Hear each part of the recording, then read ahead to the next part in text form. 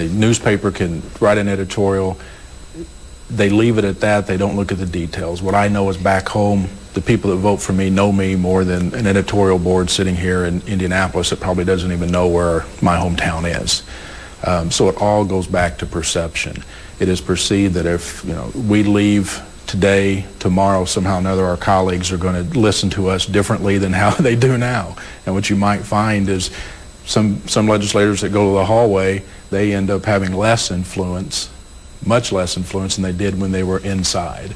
But it is a good idea from the perception standpoint, and I think it also gives a legislator an opportunity to get away from the process, and if they want to come back to it, to then transition back into it. There are at least 30, I think, or more former lawmakers who are now among the ranks of the 750 paid lobbyists, and 4 of them, I think, are former House speakers. I mean, Dave Wilkins, do they get treated any differently, do you sense? No, I don't sense it at all. And you've got several of the lawmakers that are in there now were lobbyists before, so now when they leave, they're not going to be able to go back to their jobs. I mean, we've got a Farm Bureau lobbyist. There are a number of them.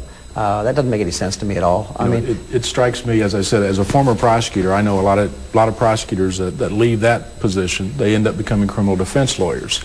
Criminal defense lawyers may run for prosecutor because you know that's an area of expertise that you know. Working public affairs, or I mean, if you are in a general area, there may be another side to it that you're beneficial. Same thing with TV reporting. I don't know if you came from radio, but I know radio guys that come from TV. TV guys better suited for radio might go to radio. That's all part of the professions we're in there. With my voice, scratchy voice, it should be obvious I came from print as opposed to radio. One other thing I want to talk about in these, as we run out of time, universities. In the past, they have been exempted from the disclosure requirements. Basically, if you represent IU or Purdue, here are the season tickets, here are the this, that, go for it. That has been a major omission in Indiana's lobbying disclosure for a long time. Universities have not had to publicly disclose what they spend. So it's one of the best parts of Senate Bill 114, which is actually now House Bill 1001.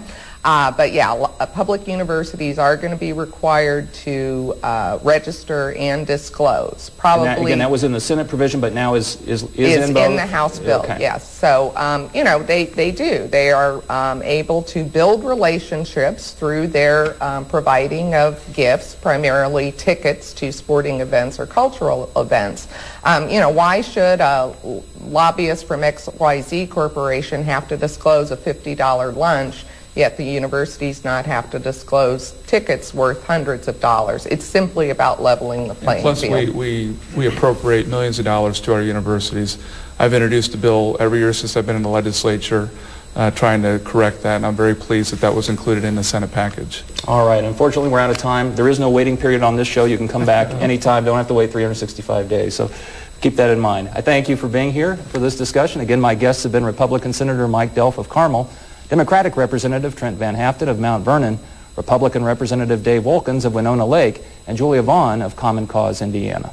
On the next edition of Indiana Lawmakers, should businesses pay higher taxes to plug a gaping hole in the state's unemployment insurance trust fund? Time now for our weekly conversation with Ed Feigenbaum. You know him as our regular commentator and as publisher of the newsletter Indiana Legislative Insight. What you might not know is that before becoming a publishing magnate, Ed was staff director of the Council on Governmental Ethics Laws, a professional organization dedicated to government accountability and transparency and the regulation of lobbying and campaign finance. Man of many talents, I tell you.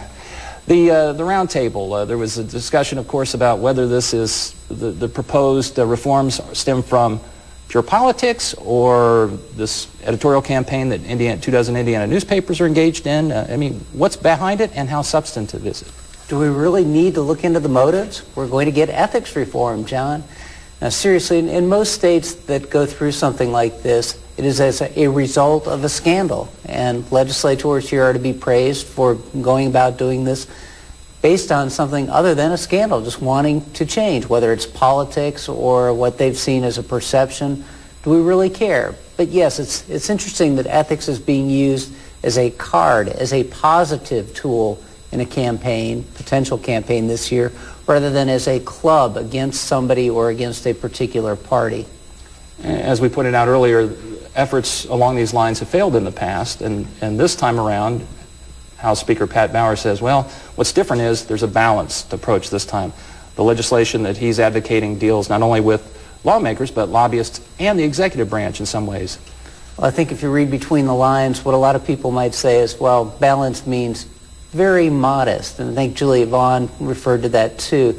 You know, yes, we're making some kinds of steps. It's not a comprehensive reform package. It doesn't look at literally everything that the Speaker says that it does in a very broad, comprehensive way from scratch. It doesn't ask the kinds of questions of, okay, what is it that we're really trying to attack? Is it just the perception, or is it the reality? Or is it a balance of both? They haven't asked those kinds of questions. They've kind of come in with a package that just does some things very modestly. And yes, it's better than nothing, but is it really what Indiana needs or wants? Put on your old hat from your days at Kogel. What's the one thing that's not in this legislation or in these proposals that should be? Well, I think one thing that Julia referred to was the no cup of coffee rule, or even first dollar reporting. I'm not saying that they should be in there. There are problems with both in terms of practicality and in terms of philosophy. But if they were looking to really broaden things and to do things the way some other states have chosen to do it, first dollar reporting and the no cup of coffee rule with absolutely no gifts is one way to approach it. And is it a foregone conclusion that we will see something out of this session because of the groundswell of support on both sides of the aisle? We will, but I think that whatever comes out of conference will be significantly different than what we saw in House Bill 1001 and the Senate version at the beginning of the year. In particular, the House bill was basically a vehicle of sorts. They threw a bunch of things in there that were perhaps good concepts, but had very unworkable language, and that'll all get worked out in conference. All right, well, we'll see how it turns out. Thanks, Ed. Appreciate it.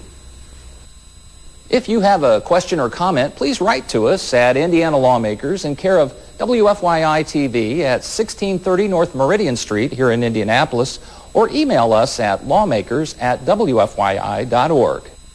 You can follow live streaming coverage of the General Assembly on the internet at www.in.gov/legislative, or check the digital broadcast channel of your local public television station.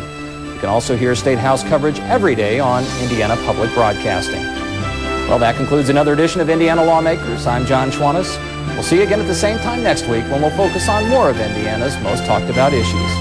Take care.